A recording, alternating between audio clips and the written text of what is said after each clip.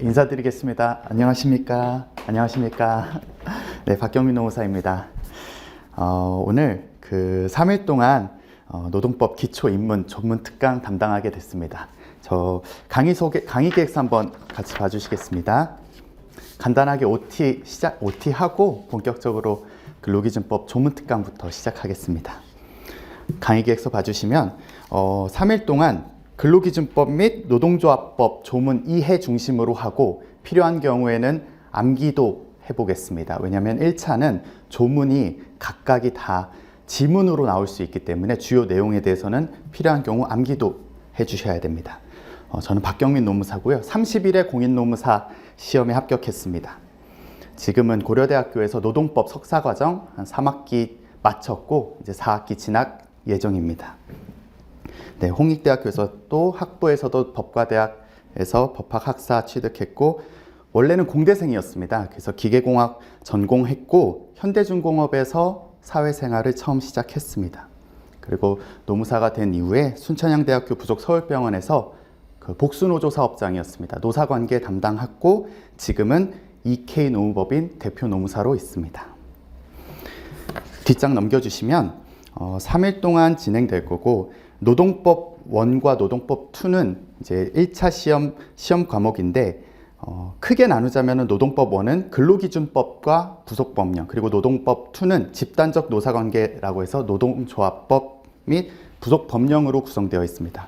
표에 보시면 출제 비중이 노동법 1의 경우에 근로기준법이 한 과반수 혹은 반수 정도 차지하고 있습니다. 40문이 된 이후에는 19문제, 19문제 출제되고 있는데 거의 절반이라고 보셔도 되겠습니다. 그리고 집단적 노사관계, 노동법 1은 개별적 근로관계라고 하고 노동법 2는 집단적 노사관계라고 하는데 노동조합법 출제 비중이 상당히 높습니다. 그래서 노동조합법에서 많이 득점을 하신 다음에 그래서 상대적으로 노동법 2가 다들 좀 더 점수가 높으세요. 노동법 1보다는. 왜냐면 노동법 1 같은 경우에는 부속법령에서 약간 부담스러워 하시는 분들이 많다 보니까 약간 점수가 잘 안 나오시는 경우도 있는데 노동법 2는 노동조합법 비중이 크다 보니까 2차에서도 노동조합법 공부하시고 혹은 단일법령에서 많이 출제되다 보니까 득점들을 많이 하시는 경우가 있습니다.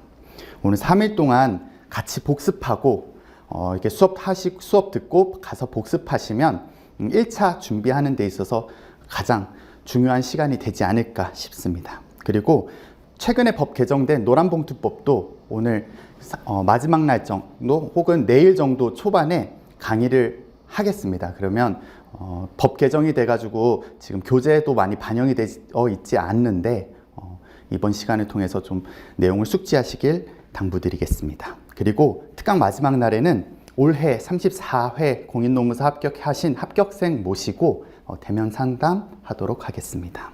네, 이상입니다. 그리고 본격적으로 근로기준법 나가보도록 하겠습니다. 강의 자료 시작하겠습니다. 네, 기초입문 조문특강 근로기준법입니다. 한 장 넘기시겠습니다. 한 장 넘기시면 바로 뒤에 헌법이 있고 그 다음 페이지에 근로기준법이 있습니다. 자, 근로기준법 제1장 총칙부터 시작해 보도록 하겠습니다. 법에서 제1장 총칙은 법의 기본 정신을 보통 담고 있습니다. 한번 읽어보겠습니다.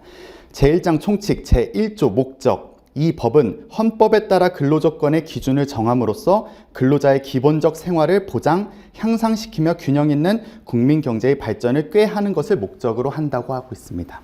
여기서 주목해야 될 점은 이 법은 헌법에 따라 근로조건의 기준을 정함으로써입니다. 그런 헌법을 한번 왼쪽에서 보시겠습니다. 헌법이 어디서 근거된 거냐면 헌법 제32조입니다. 헌법 제32조는 각각에 대해서 1차에서 조문으로 지문으로 만들어지거든요. 중요하니까 한번 읽어보겠습니다. 제1항 모든 국민은 근로의 권리를 가진다. 국가는 사회 경제적인 방법으로 근로자의 고용의 증진과 적정 임금의 보장에 노력하여야 하며 법률이 정하는 바에 의하여 최저임금제를 시행하여야 한다. 아마 이제 개별적 근로관계법에서는 이 조문을 근거로 아마 최저임금법을 구체화하고 있습니다. 자, 2항 모든 국민은 근로의 의무를 집니다. 국가는 근로의 의무의 내용과 조건을 민주주의 원칙에 따라 법률로 정하고 있습니다. 제3항 근로조건의 기준은 인간의 존엄성을 보장하도록 법률로 정하고 있습니다. 근로조건의 기준을 법률로 정하고 법률로 구체화한 것이 아마 근로기준법이라고 이해하셔도 되겠습니다. 사항입니다. 여성의 근로는 특별한 보호를 받으며 고용, 임금 및 근로조건에 있어서 부당한 차별을 받지 아니한다라고 되어 있습니다. 그리고 이어서 연소자의 근로는 특별한 보호를 받습니다. 그래서 여성과 연소자에 대해서는 근로기준법에서도 특별하게 규정하고 있기 때문에 내일 정도 이 관련된 내용을 학습하도록 하겠습니다. 마지막은 국가유공자 및 상위군경 및 전몰군경의 유가족은 법률이 정하는 바에 의하여 우선적으로 근로의 기회를 부여받는다라고 규정하고 있습니다. 넘어가도록 하겠습니다.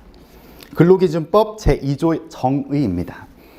이 법에서 사용하는 용어의 뜻은 다음과 같은데 법학은 개념이 굉장히 중요합니다. 소위 개념법학이라고 할 정도로 개념을 정의하고 시작하는 게 중요한데 근로기준법 첫 시작에 있어서 앞 1호부터 5호까지 이거를 이제 조문을 읽는 방법을 말씀드리겠습니다. 제2조 정의 이렇게 읽고요. 동그라미 1은 항이라고 있습니다. 그 다음 그 하위 목차인 아라비아 숫자 1은 호 이렇게 읽으시면 되겠습니다. 그래서 지금은 제2조 1항 1호서부터 5호까지 우선 살펴보도록 하고 6호서부터 9호는 필요한 경우 뒤에서 학습하다가 되돌아와서 개념 정의를 하도록 하겠습니다. 제1호입니다. 근로자란 직업의 종류와 관계없이 임금을 목적으로 사업이나 사업장에 근로를 제공하는 사람을 말합니다. 핵심 키워드는 임금하고 근로입니다. 네, 근로자는 임금을 목적으로 근로를 제공하는 겁니다. 자, 반대로 사용자는 사업주 또는 사업 경영 담당자 그 밖의 근로자에 관한 사항에 대하여 사업주를 위하여 행위하는 자를 말합니다. 세 가지 개념 등장합니다. 첫 번째 사업주, 두 번째 사업 경영 담당자, 그리고 세 번째 그 밖의 근로자에 관한 사항에 대하여 사업주를 위하여 행위하는 자를 말합니다. 기본적으로는 일반적으로 사업주를 사용자라고 생각하는 경우가 많은데 이제 근로기준법에 사용자라고 하면 근로기준법의 의무 주체입니다. 근로기준법을 준수해야 되는 의무 주체이기 때문에 의무 주체가 넓으면 넓을수록 근로기준법의 실효성을 담보하는 데 도움이 됩니다. 그래서 사업주뿐만 아니라 사업 경영 담당자 그리고 더 나아가 그 밖의 근로자에 관한 사항에 대하여 사업주를 행위하는 자까지 사용자로 정의하고 있습니다. 사업주는 정말 그 회사의 주주라고 보시면 되고 사업 경영 담당자는 임원급 정도라고 생각하시면 되겠습니다. 전면적이고 포괄적으로 업무를 수행하는 사람을 의미합니다. 그리고 그 밖의 근로자에 관한 사항에 대하여 사업주를 위하여 행위하는 자는 보통 이제 관리자급 정도로 이해하시면 되겠습니다. 그럼 이제 근로자하고 사용자란 개념 나왔습니다. 근데 근로자도 이 조문 가지고는 현실 우리 노동시장에서는 이 조문 가지고는 근로자가 무엇인지에 대해서 다소 추상적이라고 느꼈는지 이제 판례가 쏟아져 나왔는데 그래서 판례의 핵심 키워드는 근로자라고 하면 사용자에게 사용 종속 당하는 사람을 의미한다라고 하고 있습니다. 그래서 핵심 키워드는 사용 종속입니다. 이건 법조문에는 없고 판례상의 표현인데 지금은 법조문의 내용에 집중하도록 하겠습니다. 3호, 근로란 정신노동과 육체노동을 말한다고 하고 있습니다. 자, 4호, 근로계약이란 근로자가 사용자에게 근로를 제공하고 사용자는 이에 대하여 임금을 지급하는 목적으로 체결된 계약을 말한다라고 하고 있습니다. 자, 한번 보시겠습니다.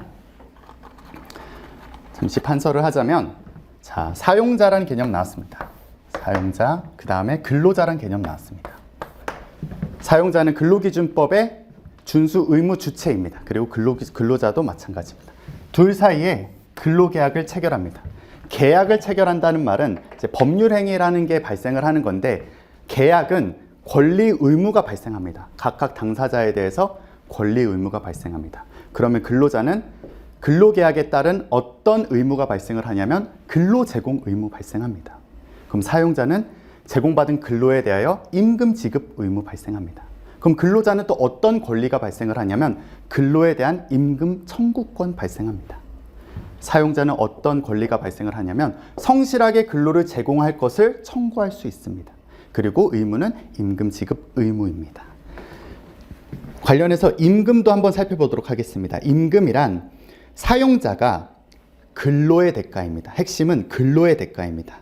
근로의 대가로 근로자에게 임금, 봉급, 그 밖에 어떠한 명칭으로든지 지급하는 모든 금품을 말한다라고 하고 있습니다. 그래서 주인공, 근로자, 사용자, 근로계약, 근로를 제공해야 되고 임금을 지급해야 됩니다. 근데 계약은 권리 의무고 당사자에게 권리 의무가 각각 발생합니다. 제3조 가보겠습니다. 제3조 근로조건의 기준. 이 법에서 정하는 근로조건은 최저 기준이므로 근로관계 당사자는 이 기준을 이유로 근로조건을 낮출 수 없습니다. 보다 3조, 4조, 5조, 6조, 7조 모두 다 선언적인 얘기거든요. 한번 읽고 넘어가도록 하겠습니다. 제4조 근로조건의 결정. 근로조건은 근로자와 사용자가 동등한 지위에서 자유의사에 의하여 결정하여야 한다라고 하고 있습니다. 제5조도 마찬가지입니다. 근로조건의 준수. 이것은 아마 이제 민법상 신의 측에서 비롯된 것으로 볼 수 있는데 근로자와 사용자는 각자가 단체 협약, 취업 규칙과 근로계약을 지키고 성실하게 이행할 의무가 있다라고 하고 있습니다. 여기서 단체 협약과 취업 규칙 그리고 근로계약이라는 개념이 중요한데 단체 협약은 사용자와 근로자 다수가 집단을 결성을 해가지고 노조가 된 다음에 사용자하고 노조가 근로조건에 관한 내용을 계약으로 체결하는 것을 의미합니다. 그것을 이제 단체 협약이라고 하고 내일 노동조합법에서 다시 구체적으로 살펴보도록 하겠습니다. 그리고 취업 규칙은 근로기준법 마지막에 등장을 하는데 사용자가 일방적으로 근로자의 근로조건에 대한 근로조건을 획일적으로 규율하고 하고자 하는 문서입니다. 그래서 취업 규칙은 근로기준법 마지막에서 다시 구체적으로 살펴보도록 하겠습니다. 그리고 근로계약은 위에서 말씀드린 근로계약입니다. 그래서 근로계약을 지키고 성실하게 이행할 의무가 있습니다. 자, 제6조 균등한 처우입니다. 이 3조, 4조, 5조, 6조 각각은요 다 조문이 기출문제에 옳은 지문으로 나올 수 있고 때로는 문장을 바꿔서 틀린 지문으로 만들 수 있는데 약간 도덕적인 내용이기 때문에 보통은 이제 옳은 문장 그냥 읽어봤을 때 맞는 문장으로 이해하셔도 되겠습니다. 자, 균등한 처우. 사용자는 근로자에 대하여 남녀의 성을 이유로 차별적 대우를 하지 못하고 국적, 신앙, 그리고 사회적 신분을 이유로 근로조건에 대한 차별적 처우를 하지 못한다라고 되어 있습니다. 자, 이게 수험적인 내용을 얘기하자면 이제 이른바 성국신사입니다. 이제 성을 이유로 그리고 뒤에 국적 그리고 신앙 그리고 사회적 신분을 이유로 근로조건에 대한 차별적 처우를 하지 못한다라고 있습니다. 그래서 이른바 성국신사 이렇게 외우기도 합니다. 제7조입니다. 강제근로의 금지. 사용자는 폭행, 협박, 감금, 그 밖의 정신상 또는 신체상의 자유를 부당하게 구속하는 수단으로서 근로자의 자유의사에 어긋나는 근로를 강요하지 못합니다. 가장 어떻게 보면은 일반적이고 가장 근원적인 얘기일 수도 있겠습니다.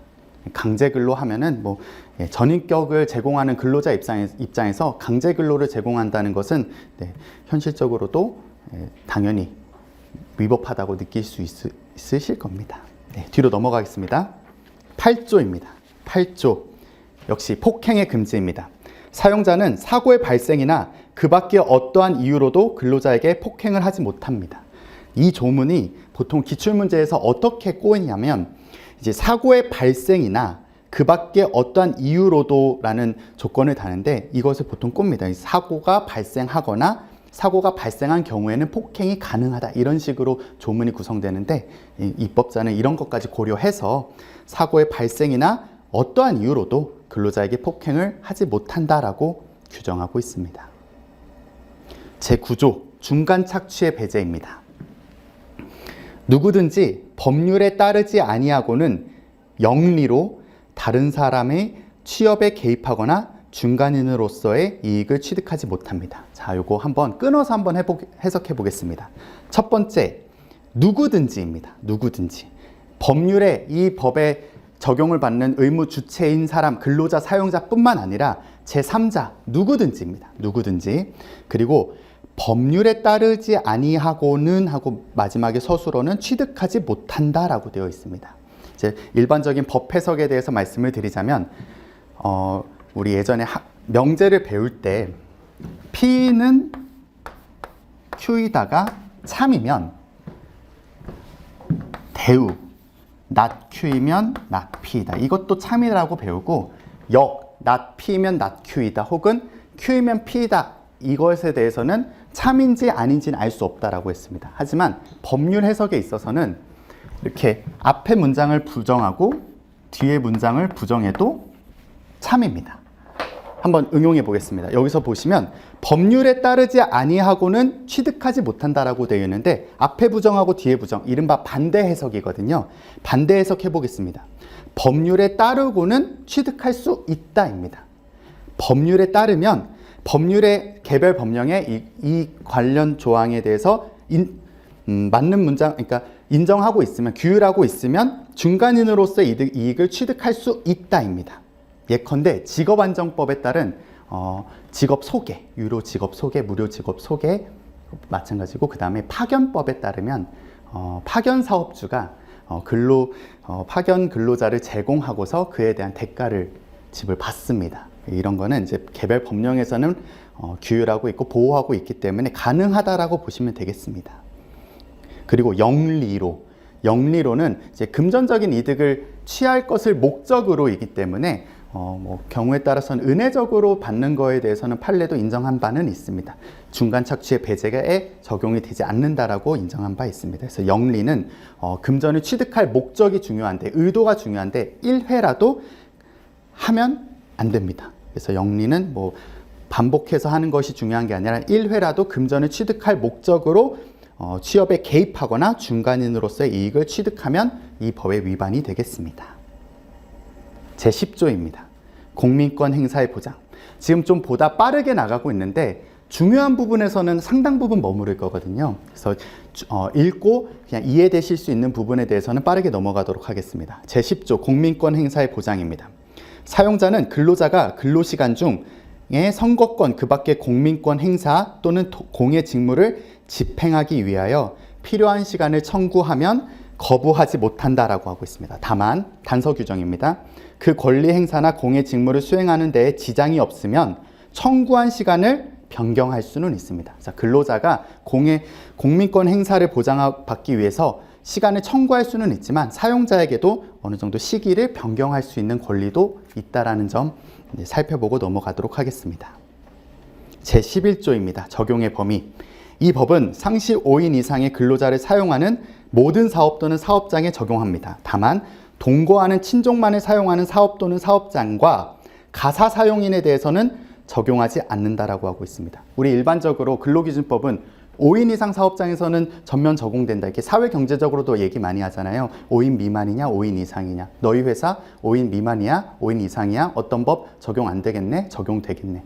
이런 얘기들 많이 사회경제적으로 많이 하거든요. 적용 범위가 그렇습니다. 5인 이상은 전면 적용됩니다. 다만 2항에서 보시면 상시 4인 이상 근로자를 사용하는 사업 또는 사업장에 대해서는 이 대통령령으로 정하는 바에 따라 이 법의 일부 규정만 적용하고 있습니다. 아마 이제 입법자의 취지는 4인 이하 정도 혹은 5인 미만 정도라고 하면은 사용자도 사실 근로자처럼 일할 가능성이 큽니다. 그래서 사용자가 근로기준법의 의무 주체이고 근로자의 권리를 존중해야 되는데 4인 이하인 경우에는 사용자에게는 꽤나 경제적인 부담이 있고, 그리고 행정감독적으로도 5인 미만 사업장 혹은 4인 이하 사업장이 대다수입니다. 많은 부분을 차지하고 있기 때문에 이 부분에 대해서는 행정감독상의 편의상 이 부분은 상당 부분 근로기준법의 적용을 받지 않는 도록 규정하고 있습니다. 그럼 적용받는 거는 보통 뭐냐? 적용받는 거는 이제 사용자에게 경제적인 이익이 좀 경제적으로 많이 어려운 규정들이 있습니다. 예를 들어 연차 유급 휴가를 부여해야 한다든지, 연장 야간 휴일 가산 수당을 부여해야 된다든지, 아니면 유급 공휴일 보장해야 된다든지, 이런 것들은 사용자에게 상당 부분 경제적으로 많이 어려움, 그리고 영세한 사용자에게는 부담이 될 수 있습니다. 다만 이제 근로자는 4인 이하여도 반드시 적용돼야 될 부분은 뭐냐면 기본적인 생활 보장입니다. 예컨대 뭐 주휴일이라든지 아니면 출산휴가 뭐 이런 부분, 그리고 해고의 예고 정도, 예고는 해야 다음 구직을 준비하는데 상당 부분 시간을 확보할 수 있기 때문에, 혹은 금전적인 이득을 취득할 수 있기 때문에 이런 부분에 대해서는 보호하고 있습니다. 그리고 1항에서 제가 단서를 말씀 안 드렸는데, 단서는 다만 동거하는 친족만을 사용하는 사업 또는 사업장하고 가사 사용인에 대해서는 적용하지는 않습니다. 왜냐하면 이제 특수성이 있기 때문입니다. 동거하는 친족만을 사용하는 뭐 사업 같은 경우에는 가족들끼리 구성하고 있기 때문에 이게 근로시간인지 휴게시간인지 구분하기 어려운 경우도 있고, 가사 사용인도 마찬가지입니다. 그래서 3항, 이 법에서 적용하는 경우 상시 사용하는 근로자 수를 산정하는 방법은 대통령령으로 따로 정하고 있고, 뭐 인원, 뭐 가동 뭐 기간 이런 거, 가동 일 이런 거 규율하고 있는데, 오늘은 이제 시행령은 조금 미루도록 하고 조문에만, 우리 법률에만 집중하도록 하겠습니다. 제12조 적용 범위입니다.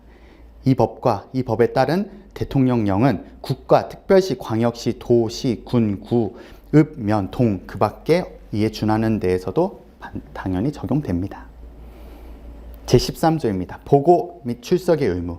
이 규정은 아마 이제 근로기준법의 실효성을 확보하기 위해서 사용자하고 근로자에게 의무를 부과하는 겁니다. 사용자 또는 근로자는 이 법의 시행에 관하여 고용노동부 장관, 그리고 노동위원회 또는 근로감독관의 요구가 있으면 지체 없이 필요한 사항에 대하여 보고하거나 출석하여야 한다입니다. 보통 1차에서는 이렇게 지체 없이라는 표현을 뭐 15일, 10일 이렇게 날짜를 바꿔서 틀린 문장으로 바꾸기도 하고, 보고하거나 출석하여야 한다, 의무 규정입니다. 한데 출석할 수도 있다, 이런 식으로 노력 규정으로 바꾸기도 합니다. 그래서 이 부분에 포인트가 있으니까 주의하셔서 한번 읽어보시길 바라겠습니다. 제14조입니다. 법령 주요 내용 등의 게시. 제1항, 사용자는 이 법과 이 법에 따른 대통령령의 주요 내용과 취업규칙을 근로자가 자유롭게 열람할 수 있는 장소에 항상 게시하거나 갖추어 두어 근로자에게 널리 알려야 합니다. 이 관련된 취업규칙을 자유롭게 열람할 수 있는 장소에 항상 게시해야 되는데, 조금만 더 말씀을 드리자면, 이게 보통 2차에서 이걸 좀 법조문으로 좀 잘 녹여서 답안을 좀 풍부하게 만들어 보고 싶어 하시는 분들이 있는데, 이 취업규칙의 뒤에 취업규칙이 모아져 있다 보니까 이 14조를 못 찾고 헤매시다가 좀 이렇게 버벅거리시는 경우가 많거든요. 이건 앞에 있습니다. 14조는 그 취업규칙 자유롭게 열람할 수 있는 장소에 항상 게시하거나 갖추어 두어야 한다는 이 조문은 앞에 부분에 있습니다. 14조에 있다라는 거 그냥 참고하시면 되겠습니다. 그리고 사용자는 제1항에 따른 대통령령 중 기숙사에 관한 규정과 그다음 기숙사에 관한 규칙, 기숙사에 게시하거나 갖추어 두어 기숙하는 근로자에게도 널리 알려야 됩니다. 이 기숙사라는 게 좀 특수성이 있는 게, 기숙사는 이게 사적인 공간인 것뿐만과 별개로 또 회사 사람들과 같이 어울리다 보니까, 회사하고 사적인 공간의 중간에 있다 보니까 기숙사의 경우에도 좀 근로기준법에서는 특별히 규율하고 있습니다. 참고하시면 되고, 뒷부분에서 또 자세하게 살펴보도록 하겠습니다. 제2장 근로계약입니다. 이제 본격적으로 근로계약 시작해 보도록 하겠습니다. 제15조, 이 법을 위반한 근로계약. 이 법에서 정하는 기준에 미치지 못하는 근로조건을 정한 근로계약은 그 부분에 한정하여 무효라고 하고 있습니다. 이 강행적 효력이라고 해가지고 뭐 당사자 간에 어떻게 합의를 하더라도 이 법에서 기준이 미치지 못한 근로조건은 무효입니다. 강행적으로 무효입니다. 그리고 그 무효가 된 부분은 제2항. 제1항에 따라 무효로 된 부분은 이 법에서 정한 기준에 따른다. 그래서 보충적 효력이라고 해가지고 무효로 된 부분은 근로기준법에서 채운다라는 뜻입니다. 예컨대 한번 예를 들어보겠습니다. 당사자가 합의해서 뭐 연차유급 휴가를 한 달에 1년이 지난 다음에 한 달에 하루만 좀 줄게. 그래서 총 1년에 12개 줄게. 라고 하면은 이렇게 당사자 간에 그냥 합의를 할 수도 있겠습니다만, 이제 근로기준법은 이 12개, 1년이 지나면 15개 부여해야 되거든요. 그래서 이 부분에 대해서는 당사자가 합의를 했더라도 강행적으로 무효이고 그 다음에 이 무효가 된 부분은 근로기준법에서 채운다라는 뜻입니다. 그래서 1항과 2항 강행적 효력 그리고 보충적 효력입니다. 네, 넘어가도록 하겠습니다. 제16조는 사문화됐습니다. 그래서 2007년 6월 30일까지 유효했는데 16조는 넘어가도록 하겠습니다. 제17조입니다. 제17조에서 조금 머무르도록 하겠습니다. 제17조 근로조건의 명시. 사용자는 근로계약을 체결할 때 근로자에게 다음 각호의 사항을 명시하여야 됩니다. 근로계약 체결 후 다음 각호의 사항을 변경하는 경우에도 또한 같고 1호 임금, 2호 소정 근로시간, 3호 휴일, 4호 연차 유급휴가입니다. 이른바 저는 임소연휴 이렇게 외웠습니다. 그래서 임소연휴 반드시 외워야 되고 알고 있어야 되는 규정입니다. 임금, 그리고 소정 근로시간, 휴일, 연차 유급휴가. 근로자에게 가장 중요한 근로조건 중에 하나입니다. 자, 여기서 임금은 개념 정의를 했는데 2호 소정 근로시간에 대해서는 넘어갔습니다. 한번 다시 돌아가서 2조 한번 보시겠습니다. 2조로 돌아오시면 소정 근로시간이라는 개념 정의가 있습니다. 제2조 1항 제8호입니다. 그래서 소정 근로시간이란 제50조, 제69조의 본문 그리고 산업안전보건법 제139조 제1항에 따른 근로시간의 범위에서 근로자와 사용자 사이에 정한 근로시간입니다. 정한 근로시간입니다. 이게 법정 근로시간, 우리 이른바 법정 근로시간이라고 하면은 이른바 하루 8시간, 일주 40시간 이렇게 보통 알고 계신데 이 범위 내에서 사용자하고 근로자가 정한 근로시간을 소정 근로시간이라고 합니다. 이렇게 정한 거기 때문에 보통은 이제 법에서 상한을 정해두면 사용자가 그 상한까지 소정 근로 하거든요. 그래서 일반적으로 법정 근로 시간은 8시간 40시간인데 소정 근로 시간이 법정 근로 시간과 동일하게 8시간 40시간 되는 경우가 있습니다. 그래서 사람들은 보통은 소정 근로 시간이 그냥 8시간 40시간으로 이해하기 좋은데 법정 근로 시간이 8시간 40시간이고 소정 근로 시간은 법의 상한을 채우는 방향으로 보통은 일반적으로 진행되기 때문에 소정 근로 시간도 일반적으로는 8시간, 40시간 이렇게 알고 계신 겁니다. 하지만 구분하셔야 됩니다. 법정 근로 시간과 소정 근로 시간은 구분하셔야 됩니다. 다시 넘어가도록 하겠습니다. 17조입니다. 소정 근로 시간 이고요. 휴일 그리고 연차 유급 휴가는 뒤에서 다시 또 배우도록 하겠습니다. 하지만 휴일하고 연차 유급 휴가는 중요한 근로조건이라고만 일단은 이해하시고 넘어가시면 되겠습니다. 제2항입니다. 사용자는 제1항과 제1항 제1호와 관련된 임금의 구성 항목, 계산 방법, 지급 방법 그리고 및 제2호부터 제4호까지의 사항이 명시된 서면을 근로자에게 교부하여야 합니다. 자, 여기서 살펴보도록 하겠습니다. 임소연휴입니다. 임소연휴. 반드시 근로계약서에 기재해야 되는 필수 기재사항으로 임금, 소정 근로시간, 다음에 연차 유급휴가, 그 다음에 휴일입니다. 그리고 17조 2항에서는 임금에 대해서 구성 항목, 계산 방법, 지급 방법을 더 구체적으로 적어야 된다고 했습니다. 근데 여기서 구성 항목은 여러분들이 이해하시기에 기본급으로 주나보다, 식대로 주나보다 이렇게 가볍게 이해할 수도 있겠습니다. 그럼 이제 계산 방법하고 지급 방법인데 계산 방법은 기본급과 식대를 더하면 된다. 이것도 계산 방법일 수도 있겠습니다. 그리고 지급 방법도 계좌로 위치한다. 이것도 지급 방법일 수도 있겠습니다. 다만 좀 기억하셔야 될 게 계산 방법과 그 다음에 지급 방법을 한번 더 구체적으로 공부해 보도록 하겠습니다. 자, 여러분들이 생각하시기에 연봉제 계약하면은 1년 동안 일하면 받는 임금이거든요. 연봉제. 그러면 1년에 한 번 주면 될까요? 연봉 4,000원 그냥 한 번에 안 됩니다. 왜냐하면 뒤에서 보면 월 1회 이상 정기적으로 지급하라고 되어 있거든요. 그러면 월급제라고 하겠습니다. 그럼 월급제, 그리고 그러면 조금 더 연봉제 조금 더 나아가 보겠습니다. 만약에 2월이 29일까지 있으면 366일인데 그러면 연봉에다가 하루치를 더해줘야 되나요? 그것도 아닙니다. 그냥 1년 일하면 받는 돈이 연봉입니다. 연봉제.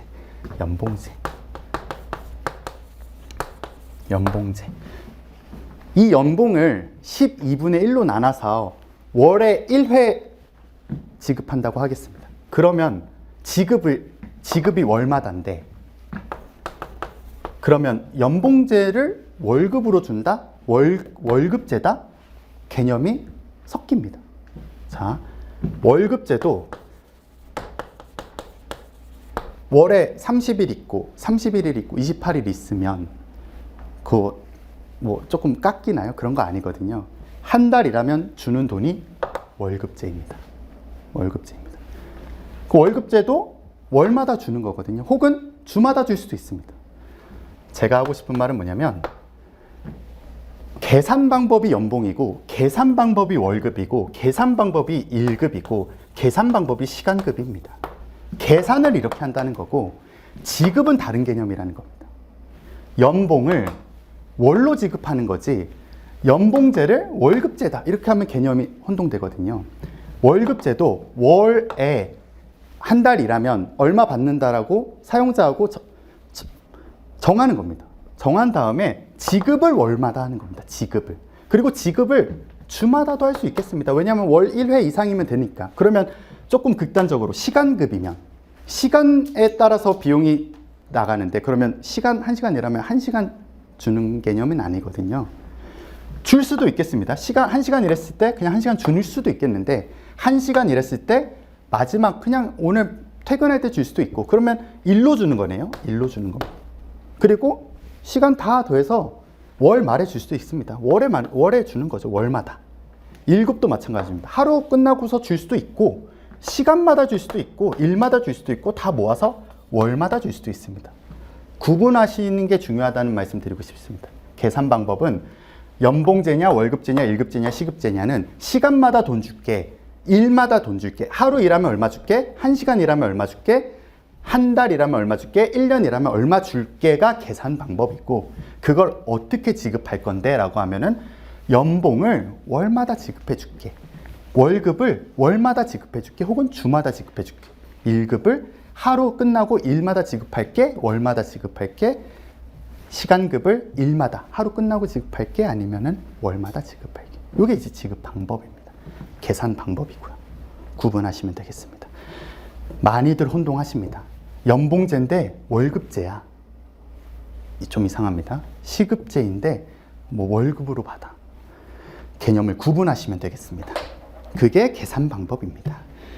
자, 2항 단서 또 보겠습니다. 다만 본문에 따른 사항이 단체협약 또는 취업규칙의 변경 등 대통령령으로 정하는 사유에 의하여 변경되는 경우에는 근로자의 요구가 있으면 근로자에게 교부하여야 한다, 이렇게 되어 있습니다.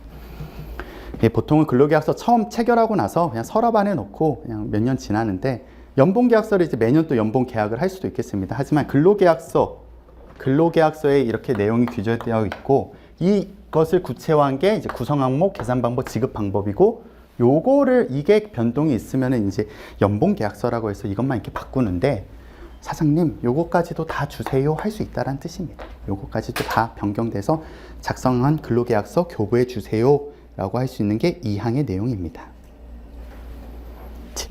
네, 제18조입니다. 단시간 근로자의 근로조건. 단시간 근로자도 앞에 2조의 개념 정의에 있는데 안 하고 넘어갔습니다. 2조 넘어가 보도록 하겠습니다. 2조. 단시간 근로자입니다. 9호입니다. 제2조 제1항 9호. 단시간 근로자란 일주 동안의 소정 근로 시간이 그 사업장에서 같은 종류의 업무에 종사하는 통상 근로자의 일주 동안의 소정 근로 시간에 비하여 짧은 근로자를 말합니다. 이제 단시간 근로자는 어떤 기준보다 짧은 건데, 그 기준이 뭐냐면 법정 근로 시간보다 짧은 사람을 단시간 근로자라고 한 게 아닙니다. 법정 근로 시간이 하루 8시간이고 일주 40시간이라고 했을 때, 만약에 하루 6시간 일하시고 일주 30시간 일하신 분이 단시간 근로자냐? 단정할 수 없습니다. 왜냐하면 그 해당 사업장에서는 하루 6시간 일하고 일주 30시간 일하시는 게 통상 근로자일 가능성이 큽니다. 법조문에서 집중해 보시면 그 사업장에서 같은 종류의 업무에 종사하는 통상 근로자의 일주 동안의 소정 근로 시간에 비하여 짧은 근로자입니다. 그렇기 때문에 상대적인 개념입니다. 어떤 회사에서는 이분이 단시간 근로자일 수도 있는데, 어떤 회사에서는 이분이 통상 근로자에 해당할 수도 있습니다. 그래서 통상 근로자에 해당한다면 법정 근로시간 1시간 연장 근로라고 하더라도 법내 연장 근로에 대해서는 가산이 되진 않는데 통상 근로시간보다 낮은 단시간 근로자인 경우에는 1시간 연장 근로하면 가산수당 적용됩니다. 상대적인 개념이라는 거 반드시 이해하고 넘어가셔야 됩니다. 제18조 다시 보시겠습니다. 제18조 단시간 근로자의 근로조건 제1항 단시간 근로자의 근로조건은 그 사업장의 같은 종류의 업무에 종사하는 통상 근로자의 근로시간을 기준으로 산정한 비율에 따라 결정되어야 한다는 겁니다. 비율에 따라서.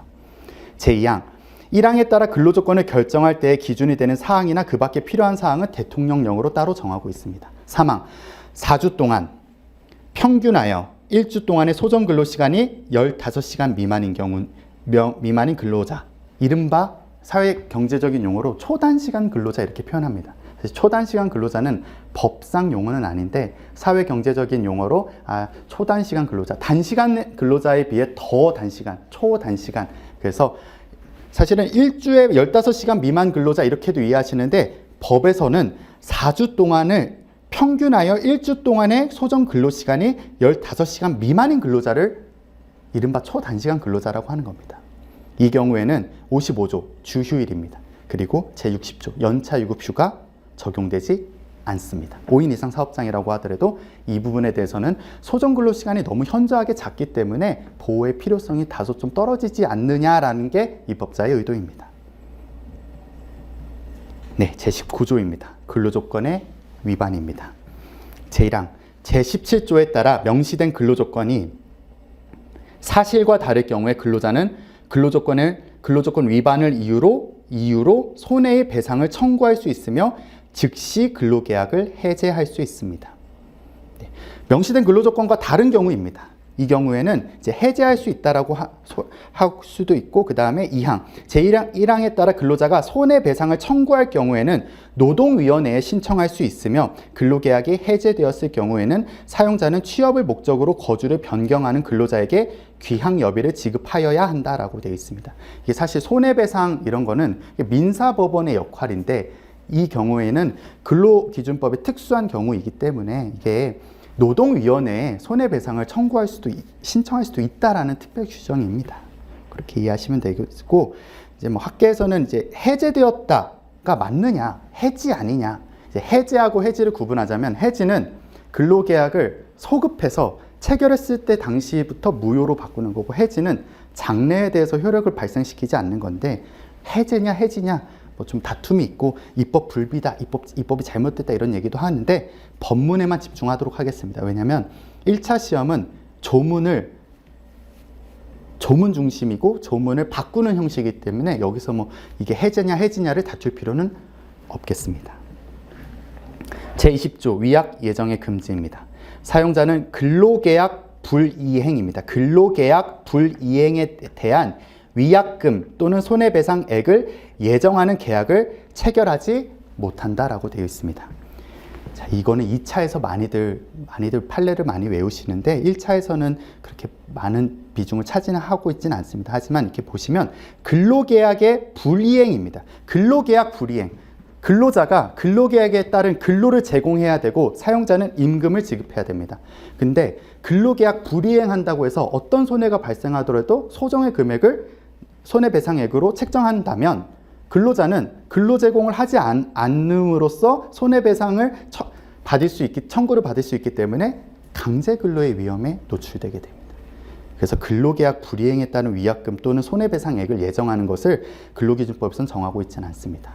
다만 예컨대 이런 거 있습니다. 뭐 교육훈련이나 연수비 반환. 예를 들어 회사에서 경력의 그 핵심 인재라고 생각해서 한 2년 정도를 해외 연수 보내주고 혹은 대학원 보내주고 2년 동안 우리가 지불했던 금원에 대해서는 2년 동안 또 근무를 해주면 2년 동안 연수를 받았으니 2년 동안 의무 복무해주면 여기에 들어갔던 비용을 면제해주겠다 이런 약정을 체결하기도 합니다. 보통 연수한다고 하면 근로자들도 자발적으로 희망해서 모두 다 가고 싶어 합니다.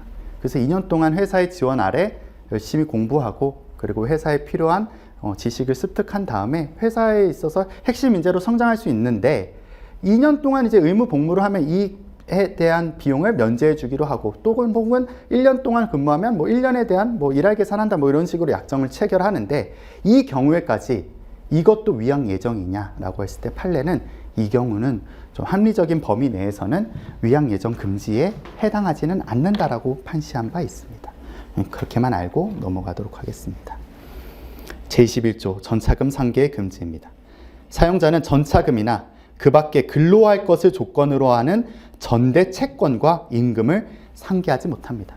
임금 받기로 해놓고 근로할 것을 조건으로 돈 빌리는 건데 금지한다는 겁니다. 이것도 강제 근로에 노출될 수 있습니다. 제22조 강제 저금의 금지입니다. 1항 사용자는 근로계약에 덧붙여 강제 저축 또는 저축금의 관리를 규정하는 계약을 체결하지 못한다라고 되어 있습니다. 임금 얼마 떼서 내가 저금해 줄게. 너 돈 관리 잘 못하잖아. 이런 건데 상정할 수 없습니다. 현실에서 요즘 현실에서는 말도 안 되는 일인데 옛날에 이런 게 다반사로 있었기 때문에 법률에서는 이렇게 규정했습니다. 다만 제2항 사용자가 근로자의 위탁으로 저축을 관리하는 경우에는 다음 각호의 사항을 지켜야 한다고 되어 있습니다. 1호 저축의 종류 및 기간 및 금융기간을 근로자가 결정하고 그리고 근로자 본인으로 이름으로 저축해서 본인 재산으로 귀속시키는 경우에는 가능할 수 있다고 볼 수 있습니다. 2호 근로자가 저축 증서 등 관련 자료를 열람하고 또는 반환을 요구할 때는 즉시 이에 따를 것입니다. 이에 따르면 뭐 근로자가 이 돈을 받기 위해서 강제 근로를 한다는 상황이 발생하지 않기 때문에 이런 내용을 규정했습니다. 제23조입니다. 이 부분은 중요하고 상당 시간 머물고 이 부분 좀 구체적으로 학습하도록 하겠습니다.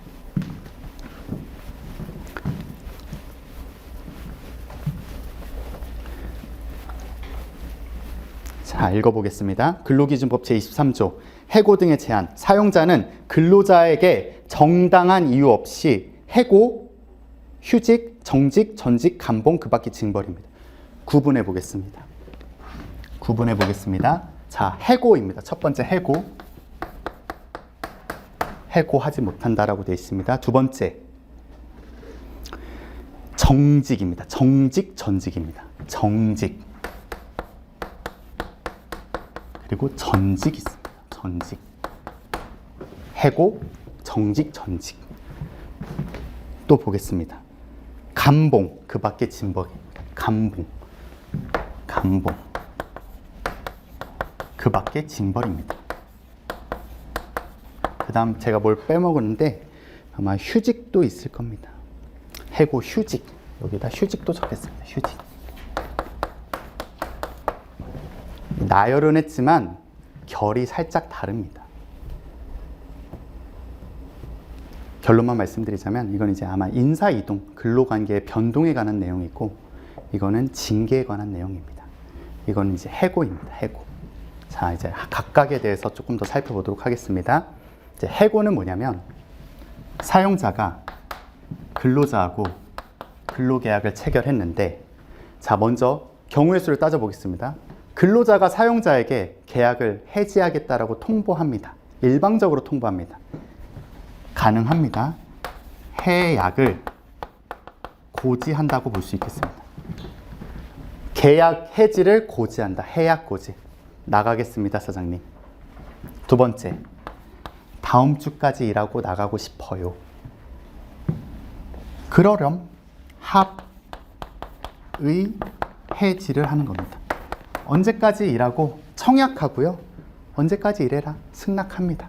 그래서 해약 고지는 일방적인 의사표시고 합의 해지는 언제까지 일하고 싶다라고 청약하고 사용자가 승낙합니다. 사용자가 일방적으로 근로자에게 나가라고 할 수 있습니다. 이게 해고입니다. 해고 안에는 부정적인 표현은 아직 없습니다. 이게 정당한 이유가 없는 경우에 부당해고이지 해고 그 자체만으로는 법률상 표현입니다. 사용자가 근로자에게 일방적으로 근로계약을 해지하는 것이 해고입니다. 그냥 인사노무적으로만 말씀드리자면 뭐 권고사직도 있고 법상 용어는 아닙니다. 사회경제적으로 권고사직이 있고 이른바 희망퇴직, 명예퇴직도 있겠습니다. 이 경우를 좀 그냥 추가적으로 말씀드리자면 이거는 일방적으로 나가겠다라고 하는 표시, 그 다음 이거는 언제까지 일하겠다고 청약하고 사용자가 승낙한다는 거고, 해고는 사용자가 근로자에게 일방적으로 나가라 라고 하는 겁니다. 권고사직은 나가는 게 어때냐고 청약합니다. 그리고 근로자가 승낙합니다. 권고사직. 희망퇴직은 조건을 딱 답니다. 이러이러한 조건에서 나가면 기본급 30개월치를 주겠다. 퇴직금에 1년 1억을 더해서 주겠다. 사직서 쓸 사람들은 써보세요. 청약을 유인합니다. 청약에 유인이 먼저 있습니다. 근로자가 내가 나가고 싶어요. 내가 나가고 싶어요. 사직서들을 제출합니다. 청약합니다. 근데 사용자가 선별적으로 승낙합니다. 나가세고 남아 계세요.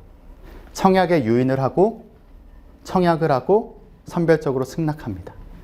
희망퇴직입니다. 이른바 희망퇴직, 명예퇴직, 법상 용어는 아닙니다. 그냥 인사노무적이고 사회경제적인 용어입니다.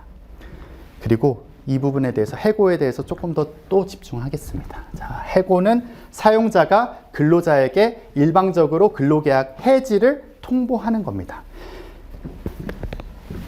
24조에 있는 경영해고, 그 다음에 징계해고, 23조 징계해고와 경영해고가 있습니다. 그리고 통상해고 혹은 일반해고라는 것도 있습니다. 근데 해고의 범주 아래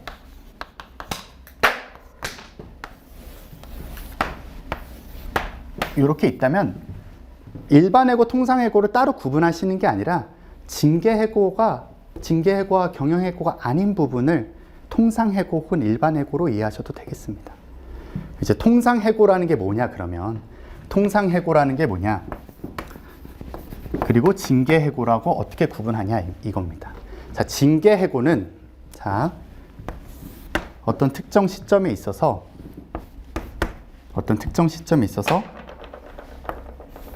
과거에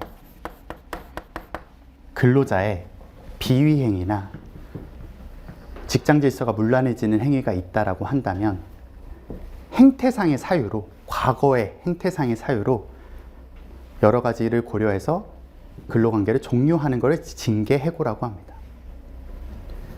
통상해고는 뭐냐면 이른바 예컨대 이제 정상적인 근로능력을 상실한 경우, 그러니까 근로능력을 상실한 경우나 혹은 성과가 낮은 경우를 상정할 수 있는데, 이 경우는 뭐냐면 앞으로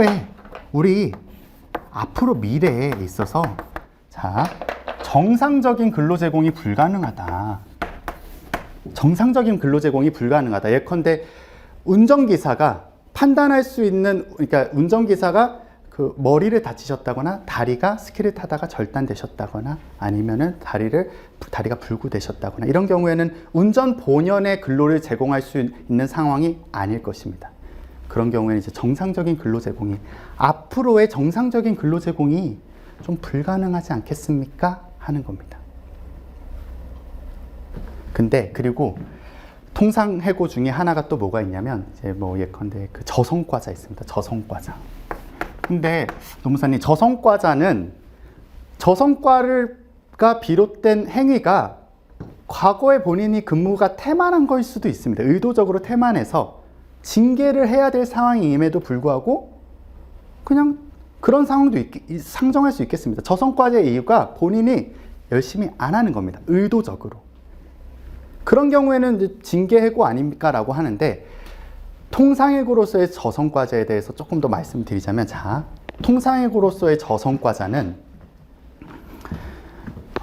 판례는 이렇게 얘기하고 있습니다. 뭐냐면 최저 한도도 못하고 있다. 지금 최저 한도도 못하고 있다. 그 직무를 수행함에 있어서 기대되는, 사회통념적으로 기대되는 최저 한도가 지금 안 되고 있고, 두 번째, 객관적이고 공정하고 합리적인 기준에 있어서 잘 못하고 있다. 예컨대 뭐 30년 경영자 짬밥에 너같이 못하는 처음이다. 뭐 이런 거는 객관적이고 공정한 기준은 아니죠. 주관적인 기준이다 보니까 그런 기준에 서서 최저 한도도 못한다라고 하면 이 기준에서는 좀 객관적이지 않는다라고 판단할 수 있겠습니다. 핵심은 개선의 기회입니다. 판례는 개선의 기회를 부여했음에도 불구하고 개선되지 않았다라고 하거든요. 그래서 이 저성과자에 대해서는 통상해고에 해당한다 이랬습니다.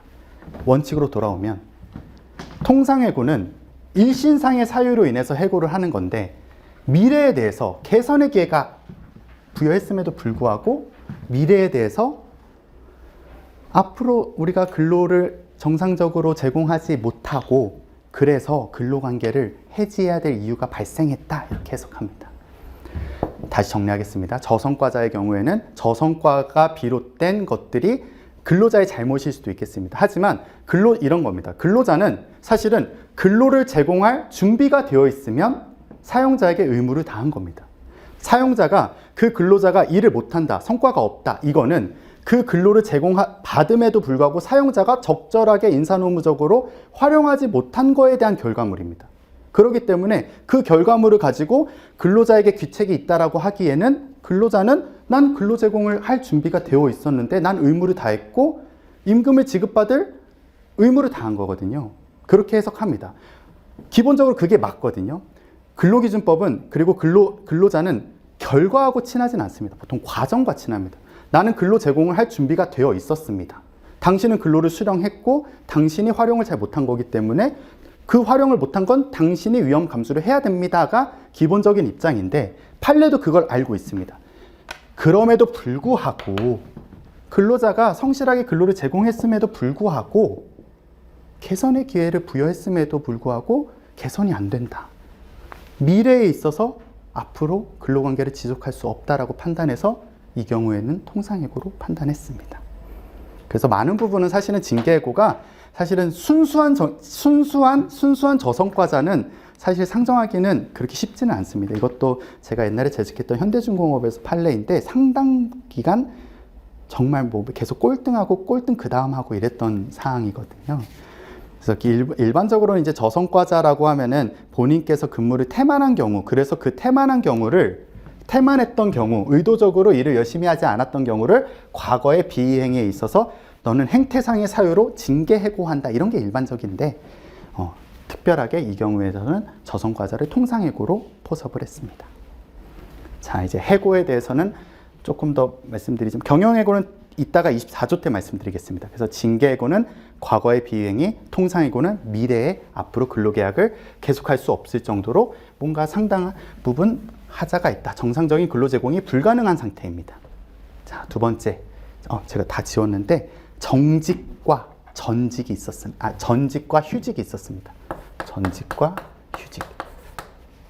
근로기준법 제23조에서는 정당한 이유 없이 해고하지 말라고 했고, 징계하지 말라고 했고, 전직 휴직하지 말라고 했습니다. 사용자에게 상당 부분 재량이 있는 행위임에도 불구하고 23조는 사용자가 권리 남용하지 말라는 취지거든요. 그래서 휴직과 전직은 해고와는 또 어떤 성격이 다르냐면, 전직과 휴직은 근로관계가 사용자에 의해서 변동되는 겁니다. 근데 직무가 변한다든지 하는 일이 변한다든지 부서가 변한다든지 취업의 장소가 변하는 겁니다. 근로계약의 내용이 변동되는 인사와 관련된 내용입니다. 이 경우에는 사용자에게 상당 부분 재량이 있다라고는 하는데, 다만 그럼에도 불구하고 사용자가 업무상 필요성이 있어서 전직 또는 휴직을 해야 됩니다. 전직, 직무를 바꿔야 됩니다. 휴직, 근무를 하기에 부적당하거나 적절하지 않습니다 라고 판단을 해야 되는데, 업무상 필요가 있습니다 라고 판단을 하고, 근로자는 이에 대해서 이로 인해서 생활상의 불이익을 받았습니다를 항변합니다. 생활상의 불이익. 그러면 판례는 뭐라고 하냐면, 이 부분하고 이 부분을 비교 교량해서 어떤 게 더 중헌지를 판단하게 됩니다. 그래서 업무상 필요성이 더 인정된다라고 하면 정당한 사용자의 재량이었고, 그로 인해서 생활상의 불이익이 더 크다라고 하면은 사용자가 권리 남용했다라고 판단을 해서 정당한 이유 없는 전직 또는 휴직이라고 판단합니다. 물론 이 둘 가이에 신의치상 요구되는 협의 절차가 있는데, 이 협의 절차를 통해서 업무상 필요성을 근로자에게 얘기도 해주고, 근로자는 이 생활상 불이익을 경감시키는 조치를 좀 취해봐라 라고 해서 협의를 합니다. 예컨대 서울에서 부산에 가세요 라고 업무상 필요성이 있었습니다. 왜냐하면 앞으로의 서울 사업장은 상당 부분 축소될 것이니 부산 가서 새롭게 일을 한번 해보시는 게 어떻겠습니까? 전직합니다. 내가 가족들이 다 서울에 있고 동아리 활동도 서울에서 하고 생활 수준인 다 생활 여건이 다 서울에서 있었고 난 서울에서 나고 자랐다. 가기 어렵습니다. 불이익이 있습니다. 주장합니다. 사용자가 내려가시는 동안에 기숙사도 마련해드리고 월세도 지원해드리고 서울에 올 수 있는 교통비도 마련해드리고 그리고 서울에 올 수 있도록 특별히 연차유급 휴가에 한 5일 정도 더해서 드릴게요. 업무상 생활상의 불이익이 협의를 통해서 경감됩니다. 그럼 업무상 필요성이 더 부각되겠죠. 그러면 노동위원회 같은 데서는 정당한 전직 혹은 휴직이었다라고 판단할 수도 있겠습니다. 마지막 징계입니다. 징계. 여기서 보면은 정당한 이유 없이 해고, 휴직, 정직. 근데 여기서 휴직하고 전직이 인사 이동이었고 세 번째 정직과 감봉, 그 밖에 징벌이 이른바 징계입니다. 징계에 대해서 또 말씀을 드리자면 징계도 사용자에게 상당 부분 재량이 있는 겁니다. 직장 질서를 확립하기 위해서 근로자가 성실하게 근로 제공을 하지 않았음에 대하여 제재를 가하는 겁니다. 그래서 징계입니다. 근데 징계를 하기 위해서는 세 가지 요건을 거쳐야 됩니다. 첫 번째, 징계 일단 사유에 해당해야 될 겁니다. 이게 징계를 받을 만한 사유인지 여부를 판단해야 됩니다. 두 번째, 절차를 거쳐야 됩니다. 세 번째, 양정을 결정해야 됩니다. 여기서 절차는 사실 법률에서는 특별하게 규정되어 있지는 않습니다. 하지만 절차가 왜 마련되어 있는지는 제가 또 이제 말씀을 드리자면 보통 우리 회사에서 어떤 사유가 발생했다. 횡령을 했습니다. 사생활에 비행이 있습니다. 음주운전을 했습니다. 직장 내 괴롭힘이 발생했습니다. 성희롱이 발생했습니다. 직무상 근무를 태만했습니다. 이런 사유가 발생을 합니다. 그럼 사용자가 재량이 있기 때문에 사유 발생했네? 너 뭐야? 여기서 보시면 이제 정직도 있고 감봉도 있습니다. 그리고 징계는 이제 징계 해고도 있습니다. 가장 높은 수준이 이제 해고일 거고요. 그 다음 여기서 말한 열거된 대로 정직도 징계의 종류 중에 하나입니다. 마지막 감봉도 있습니다. 그리고 그 밖에 징벌이라고 표현할 정도로 사실은 징계는 되게 다양합니다. 사실 그냥 너 한 달 동안 화장실 청소해, 이것도 사실 징계거든요. 근데 이제 법률에서는 열거된 거는 이제 해고와 정직, 그다음 감봉. 뭐 일반적으로 그냥 견책하고 경고하는 수준도 있겠습니다. 이런 게 징계인데, 자 생각해 보세요. 어떤 사유가 발생을 했습니다. 근데 사용자가 바로 양정을 때립니다. 그냥 사용자가 재량으로 합니다. 가능은 하겠습니다만 여전히 근로기준법 제23조에서는 정당한 이유 없이 권리 행사를 남용하지 말라고 되어 있습니다. 그러다 보니까 법률에서는 정하지 않았기 때문에 그냥 안 해도 되는 거를 사용자들은 이 징계 양정의 정당성을 확보하고 싶어서 집단 의사결정 과정을 일부러라도 거칩니다. 그래서 절차, 단체협약이나 취업규칙 이렇게 정해둡니다. 근로자가 소명할 기회를 제공해야 된다. 징계위원회라는 게 있어서 집단 의사결정을 할 거고, 징계위원회는 공정하게 판단하기 위해서 외부 변호사 혹은 외부 노무사를 초빙해서 판단을 할 것이다. 그리고 이 비유행위와 관계가 없는 제3자 혹은 회사 내에서 신망 높은 혹은 노동조합 위원장이 직접 참석해서 충분히 소명할 수 있는 기회를 들을 수 있다. 이런 식으로 개별 단체협약이나 취업규칙에서 정할 수도 있겠습니다. 그런 경우에는 외부기관, 감독기관, 노동위원회에서 보기에 외부 공정하게 하려고 집단적 의사결정을 거쳤네, 절차를 잘 마련했네, 사용 근로자에게 소명의 기회를 충분히 제공했네 라고 해서 정당성이 어느 정도 확보됩니다. 그래서 일부러라도 사실은 마련합니다. 그리고 양정, 그렇게 해서 집단 의사결정을 거쳐서 해고될 것인지 혹은 정직될 것인지 감봉될 것인지를 판단하게 되고, 이 부분에 대해서는 근로기준법 제23조에서도 정당한 이유 없이는 하지 말라고 되어 있습니다. 정직은 말 그대로 무노동 무임금입니다. 집에서 반성하고 오세요. 3개월 동안 반성하고 오세요. 1개월 동안 반성하고 오세요. 급여는 본인의 규칙 사유로 인한 정직이니까 나가지 않습니다. 감봉. 감봉은 뒤에 취업규칙의 제재 규정에 있는데 감봉은 사실 경우에 따라서 정직보다 더 기분이 나쁠 수도 있습니다. 왜냐하면 이거는 무노동 무임금인데 이거는 실컷 일하고 돈을 적게 주는 경우가 있거든요. 이 경우는 그렇기 때문에 법률에서는 되게 상당 부분 제한을 합니다. 뭐 평균 임금의 평균 1급의 2분의 1 혹은 총 임금 지급기의 뭐 10분의 1 이렇게 되는데 뒤에서 배우게 될 건데 사회 통념상 봤을 때 굉장히 미미한 부분입니다. 하지만 그렇게라도 규정하지 않으면 남용될 가능성이 큽니다. 이래놓고서 90% 감봉. 그럼 좀 가혹하거든요.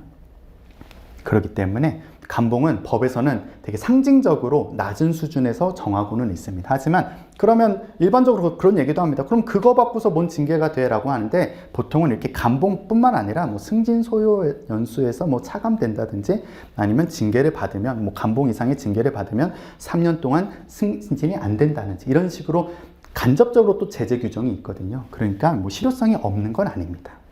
그래서 이런 식으로 징계까지 마무리를 했고 24조서부터는 10분 쉬고 다시 시작하도록 하겠습니다.